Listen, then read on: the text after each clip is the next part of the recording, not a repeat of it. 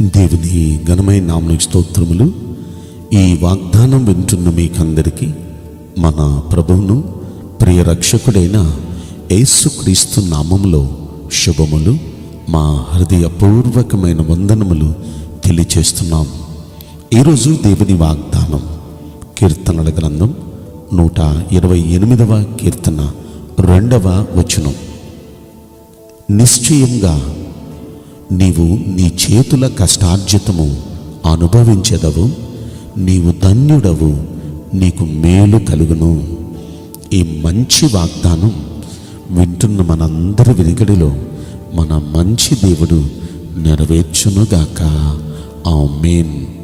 ప్రియ దైవ జనాంగమా, ఈ రోజున మన ప్రభువు వారు మనకిస్తున్న వాగ్దానం చూడండి ఎంత శ్రేష్టమైందో. ఒకవేళ మీరు మీ సంపాదన చిల్లు సంచిలో వేసినట్టు అయిపోతుందా? సంపాదన అయితే వస్తుందా, కానీ అది నిలవటం లేదా? మీరు అనుభవించే అదృష్టం తక్కువగా ఉందా?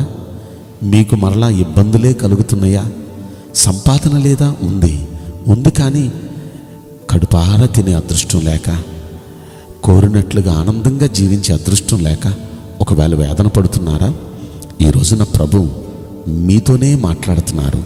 నిశ్చయంగా అంటే ఖచ్చితంగా మీ కష్టార్జితాన్ని మీరే అనుభవించబోతున్నారు. ఆమేన్. మీ కష్టార్జితం పర్లు పాలు కాదు, చిల్లు సంచులు వేసినట్టు అవ్వదు. ఖచ్చితంగా మీరు అనుభవిస్తారు. మీ కష్టార్జితాన్ని అనుభవించి ఆనందంగా ఉండటారు. మరొక మాట, మీరు ధన్యులు అంటే అదృష్టవంతులు. మీరు అదృష్టవంతులు, మీకు మేలే జరుగుతుంది, కీడు జరగదు. మీరు అదృష్టవంతులు, మీకు మేలే జరిగితే. ఎంత బాగుంది ఈరోజు వాగ్దానం. ఈ వాగ్దానం వింటున్న ప్రతి ఒక్క బిడ్డ పట్ల ఈ వాగ్దానం నిశ్చయంగా నెరవేరునుగాక. ఆమేన్. ఇలా నెరవేరాలంటే మనం చేయాల్సిన పని ఏంటండి? మొదటి వచనం చూడండి. యెహోవా యందు భయభక్తులు కలిగి ఆయన త్రోవల యందు నడుచు వారందరికీ ఈ ధన్యతలు కలుగుతాయి అని చెప్పారు. మొదటి పని, ఆయనకు భయపడుతూ భక్తి చేయాలి. మన దేవునికి మనం భయపడుతూ భక్తి చేయాలి. ఈనాడు అనేక సార్లు దేవుడంటే భక్తి ఉంది. ఎప్పుడు నేను చెప్తూ ఉంటాను ఇదే మాట. దేవుడంటే భక్తి ఉంది, కానీ దేవుడంటే భయం లేదు. 34వ కీర్తనలో మనం పరిశీలిస్తే అందులో అంటాడు, యెహోవా భక్తులారా ఆయన ఎంతో భయభక్తులు ఉంచండి. మిగతా వాళ్ళ భక్తుల గురించి మాట్లాడలేదు. దేవుణ్ణి నమ్ముకొని, నిజదేవుణ్ణి నమ్ముకొని నిజదేవునికి భక్తి చేస్తున్న భక్తులారా, ఆయన ఎప్పుడు మీ ముందే ఉన్నారని నమ్మండి. మన దేవుడు చూస్తున్న దేవుడు, మన దేవుడు వింటున్న దేవుడు. ఆయన ఎప్పుడు మనతోనే ఉన్నారు, అది నమ్మండి. మీరు గదిలో ఉంటే గదిలో మీతో ఉన్నారు, మీరు రోడ్డు మీద ఉంటే రోడ్డు మీద మీతో ఉన్నారు. మీరు ఎక్కడున్నా ఆయన లేని స్థలం అంటూ ఏది లేదు కదా. ప్రతి చోట ఆయన మీతో ఉన్నారు. కనుక ఆ అవేర్నెస్, ఆ జాగ్రత్త మనకు ఉండాలి, ఆ భయం మనకు ఉండాలి. అమ్మో, నా దేవుడు నా ప్రక్కనే ఉన్నారు, ఆయన నాతో ఉన్నారు, నేను ఇలా మాట్లాడకూడదు, నా దేవుడు వింటున్నారు, నేను ఇలాంటి పనులు చేయకూడదు, నా దేవుడు చూస్తున్నారు అని ఆ భయం. అలా ఎవరైతే దేవునికి భయపడుతూ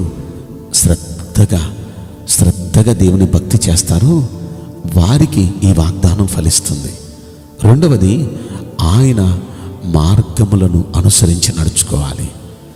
యెహోవా యందు భయభక్తులు కలిగి ఆయన త్రోవల యందు నడుచుకుని వారందరూ, ఆయన త్రోవలంటే ఆయన మార్గాలు, ఆయన వాక్యాన్ని అనుసరించి నడవాలి. ఆయన చెప్పినట్టుగా నడవాలి. నిజంగా ఆయన చెప్పినట్టుగా జీవిస్తే మహిమ కార్యాలు జరుగుతాయి. ఆకాశం తెరుస్తాడు మన కోసం, పట్టజాలనంత విస్తారంగా దీవెనలు కుమ్మరిస్తాడు. మనం ఒక్కసారి ఆలోచిస్తే నిజంగా మనం ఆయన వాక్యాలను గైకునే వాళ్ళం అయితే మనం ఏది అడిగితే అది మనకు జరిగిద్ది. యోహాను రాసిన మొదటి పత్రికలో 3వ అధ్యాయంలో 22వ వచనంలో అక్కడ అంటాడు, మరియు మనం ఆయన ఆజ్ఞలను గైకొనుచు ఆయన దృష్టికి ఇష్టమైనవి చేయుచున్నాం కనుక మనం ఏమి అడిగినను అది ఆయన వలన మనకు దొరుకును. ఏది అడిగితే దొరికిద్ది. ఎప్పుడు మనం ఆయన ఆజ్ఞలను గైకుంటూ ఉంటే, మనం ఆయన వాక్యాన్ని గైకుంటూ ఉంటే, మనం ఏది అడిగితే అది మన జీవితంలో చేస్తారు. మన జీవితంలో మన ప్రతి ప్రార్థనకు జవాబిస్తారు. అంత మాత్రమే కాదు, అదృష్టవంతులుగా చేస్తారు. ఖచ్చితంగా మన సంపాదన, మన రాబడి మనమే అనుభవిస్తాం. మేలే జరిగింది ఎప్పుడు మనకి. ఈ మాటలు నమ్మండి. అలా జరగాలంటే మనం చేయాల్సిన ఈ 2 మంచి పనులు గుర్తుపెట్టుకోండి. మొదటి మంచి పని, ఆయనకి భయపడుతూ భక్తి చేయాలి. రెండో మంచి పని, ఆయన వాక్యాన్ని గైకుంటూ ఉండాలి. మన పూర్వీకులు ఆయన వాక్యాల్ని గైకుంటూ ఉన్నారు, మహిమ కార్యాలు చూశారు. ఆయన లూకా శుభవార్త 6వ అధ్యాయం 46వ వచనంలో ఏమంటారో తెలుసా?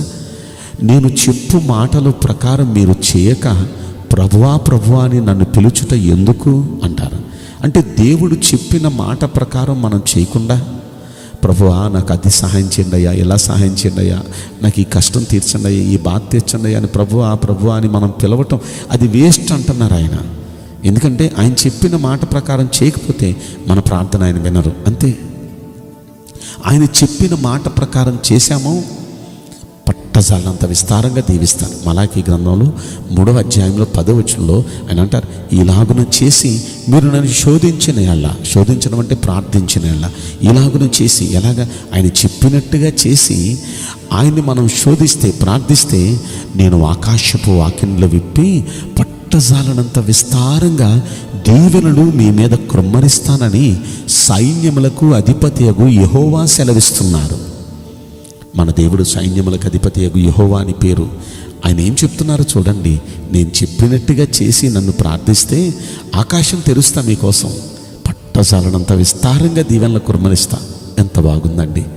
కనుక ఆయన అలాంటి దీవెన కుమ్మరించాలంటే ఆయన వాక్య ప్రకారం జీవిస్తే ఎంత బాగుండు. కనుక 2 పనులు చేద్దాం. 1, ఆయనకి భయపడుతూ భక్తి చేద్దాం. 2, ఆయన త్రోవలు అంటే ఆయన వాక్యాన్ని అనుసరించి నడుద్దాం.